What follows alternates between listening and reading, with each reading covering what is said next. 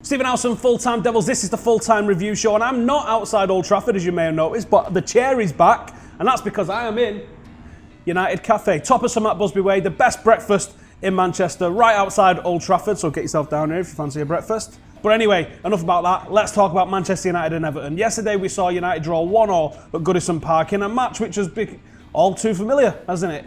We saw a late equaliser from Everton that they arguably didn't deserve. Marouane Fellaini has come out of it as the massive scapegoat. People are absolutely tearing him to pieces. Squawker have dropped a stat that we win 2/3 of games that he doesn't start and only 1/3 of games that he does start. Damning statistics all around. But what I've got to question is Jose Mourinho's decision making. Strategy. You bring Marcus Rashford on with however many minutes to go and it makes sense to me. The game had gone stale. You're trying to get in behind a tired defence and there is nobody better than Marcus Rashford to do that. Made great sense.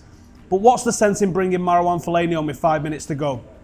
Marouane Fellaini's best when you're chasing a game because Marouane Fellaini is fundamentally clumsy, and because he's fundamentally clumsy, he causes chaos. He causes chaos in the opposition box, which is what you want. Chaos and confusion leads to people not knowing what's going on, leads to you somehow scrapping that goal that you need. However, when you bring him on when you're trying to defend the league, which it seemed like Jose Mourinho had settled to do in the last 5 minutes yesterday, then he causes chaos in our box. He gives away far too many fouls. And I've seen people excusing the inclusion of Marouane Fellaini because he's good in the air. He's not good in the air.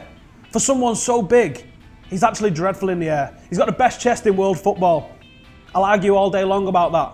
But his touch is horrific and his heading is actually really poor. If you want to close the game out, you've got Eric Bailly, who is an absolute soldier, who's got nothing past him and he's not going to give a penalty away in the last 5 minutes. And if you don't want to bring him on because you're worried about his match fitness, you've got Daley Blind, who pocketed Lukaku last season like nothing I've ever seen in my life. And if you're trying to close the game out, another midfielder that's going to sit in and play intelligent football, and actually, do you know what? Might be able to find Marcus Rashford as you're looking for that second goal to close the game out. Daley Blind would have been that guy for me.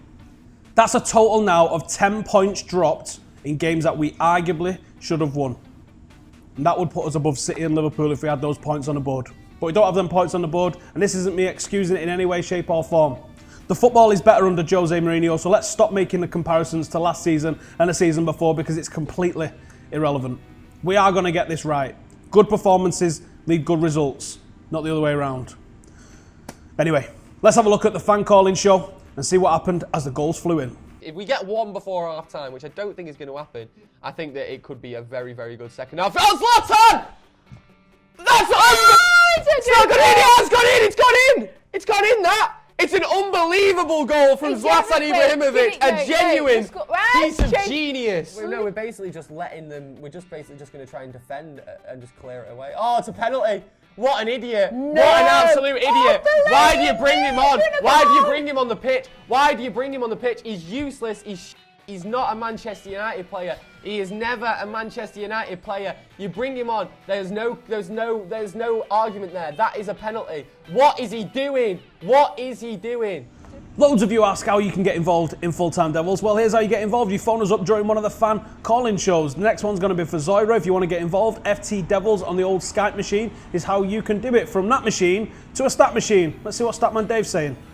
Well, another Premier League weekend goes past and another draw for Manchester United. This time with Everton 1-1 in the Premier League. And let's talk about the 3 points. Let's go. Number one, Man United were poor in midfield, especially in the first half. United set out with the best midfield on paper that they could go with. Michael Carrick at defensive midfield, Ander Herrera as the right central midfielder and Paul Pogba as the left central midfielder. But those three players didn't put their stamp on the game, and unfortunately it was Gay, Barry and Kevin Morelos who did a pretty decent job on Michael Carrick that really sort of pushed Everton forward in that first half.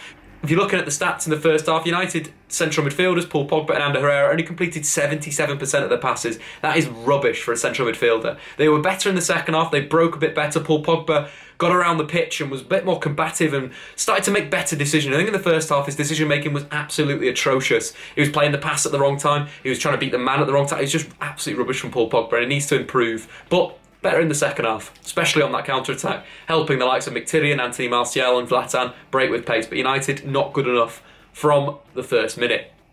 On to number two, let's talk about Phil Jones. Always believe in Phil Jones. He potentially has the power to sit with Eric Bailly.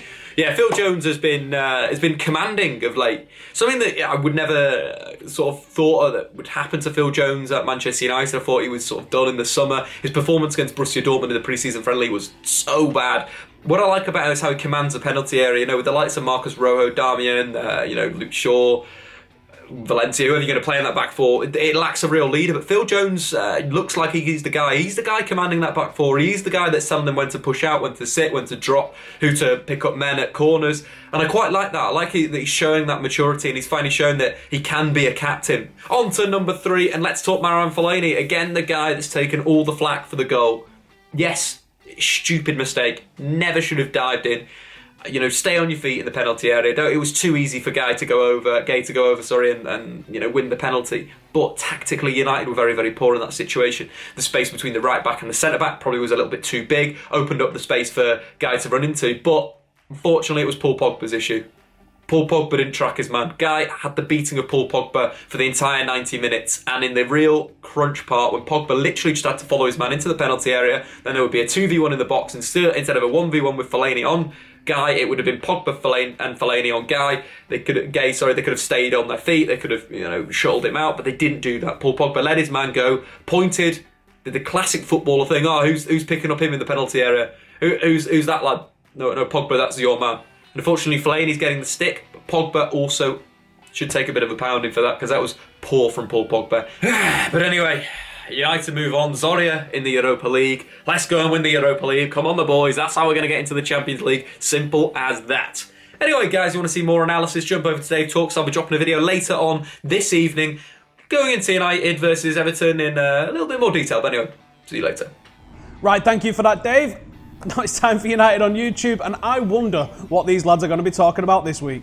Absolutely useless, a waste of a red shirt, and should never wear a United shirt again. It's MUFC Insight here for Full-Time Devils. Another horrendous weekend for Manchester United sees us fall 9 points behind in the race for the top 4. We dominated, really. We didn't let Everton have a sniff until we sat too deep, invited pressure on. This was the price we paid for bringing him on. Conceded a penalty 2 minutes after coming on, and was just wasteful in possession and was awful again. Any more drop points now against Tottenham next week, and if the others win, we're going to fall way too far behind and the league will be completely gone. We try and stay positive, but it's looking very bleak now. Mourinho has got to take some of the blame for this, and the players have got to take a lot of blame as well. But it does look like our top 4 hopes are fading away. Thank you for listening. Remember to subscribe to Full-Time Devils and MUFC Insight. Thanks. Cheers for those lads for getting involved in United on YouTube. If you want to send us a video, send us a 30-second review after the Spurs game, and you could be featured on this here very video. Now, let's look at some bite-sized reviews from social media. It's a 3-word review.